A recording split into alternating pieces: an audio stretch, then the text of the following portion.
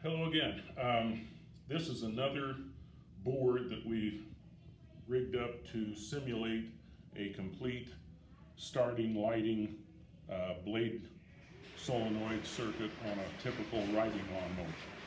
So what we normally do in the contest is put some bugs in here so that it doesn't work correctly.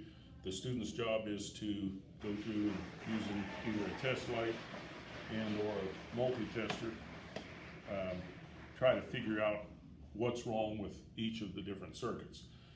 A lot of students will look at this board and look at all the wires and just throw up their hands and say, I don't know, this is too much for me. So what you need to remember is everything on this board or on your mower is just a circuit. There's only about 4 things that can go wrong with any electrical circuit. You can even have an open, a short, not enough voltage, or the component itself being bad. For example, a bad starter motor. So you need to understand the functioning of the circuit, and then I like to have my students just follow through one circuit at a time and trace where the electricity is getting to and where it's not. The quickest, easiest tool for that is a test light. You could use a voltmeter, but if you're just testing where you've got voltage, where you've got ground, test light is hard to beat. I always check my test light before I start. I don't want to spend 15-20 minutes trying to find voltage and then find out that the bulb is bad or something. Okay, I think I will start with the lighting circuit, and now I'm going to change my mind. I'm going to start with the blade solenoid, and the way they've got this rigged up, you have to have the switch on and the light that's simulating the solenoid should come on. Okay, that didn't happen, so I'm going to start tracking down that circuit. If you work backwards, we're getting the electricity from the switch over to the blade switch. So that means we have to have a circuit carrying battery voltage from here to the switch. Now I don't see any small wire connected here, so I'm going to go out down here to the solenoid. Here we have a low amperage wire that's coming off, essentially off the battery, that takes voltage to the switch.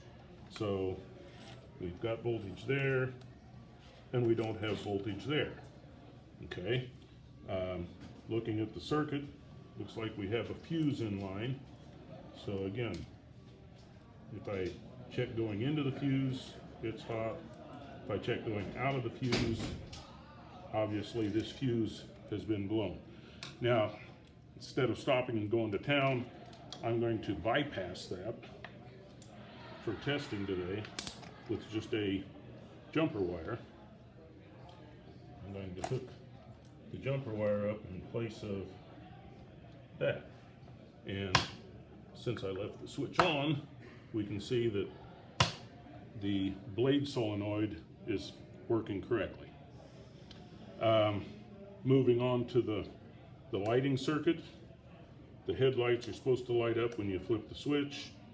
They're not doing that, so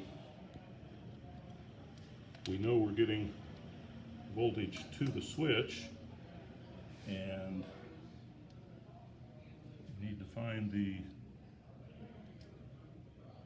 wire that's carrying voltage from the switch. Looks like it's going over to here and then coming out of there. So we're getting voltage to the switch, getting voltage through the switch when it's turned on. And I don't normally like to do this, but just for testing purposes, we can see we're getting voltage to the light. So that leaves one of 2 things. Either the light bulb is burned out or the ground circuit is not complete.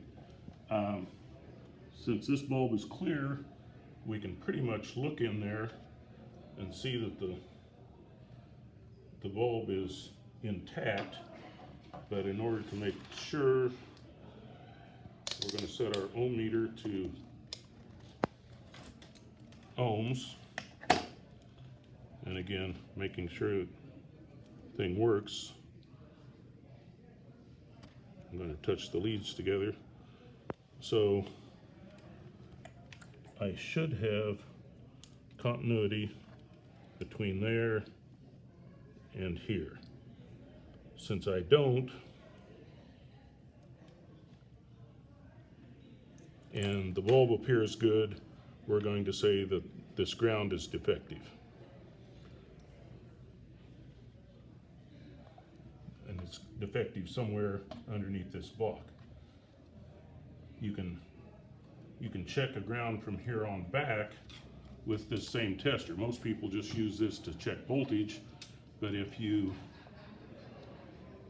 reverse the leads, now anytime you touch a ground, the light will light. So from here back, we have a ground on this, but from here to the bulb, we've got an open ground. So that's what's keeping that from working. That just leaves the starting circuit. Starting circuit, as you may have seen on the other video, actually contains two separate circuits. We've got a high amperage circuit and a low amperage circuit. The only thing that makes this difficult is, in addition to the key switch, you have safety switches, and then you have a solenoid or a relay that is basically just an electric switch. So to make this solenoid close, we have to have electricity getting to the low amperage lead, and the solenoid has to be grounded. So when we turn this to start,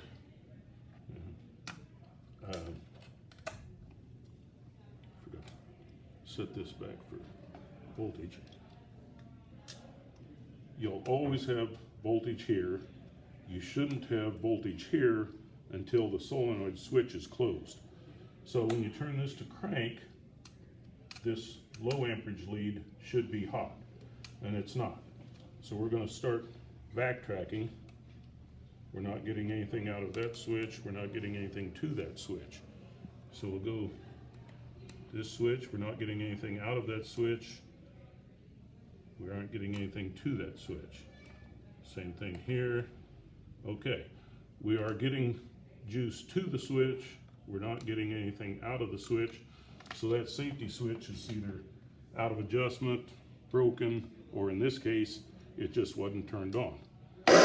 Now when you hit the switch with the safety switches closed, the starter is functioning normally. You can see we get voltage there.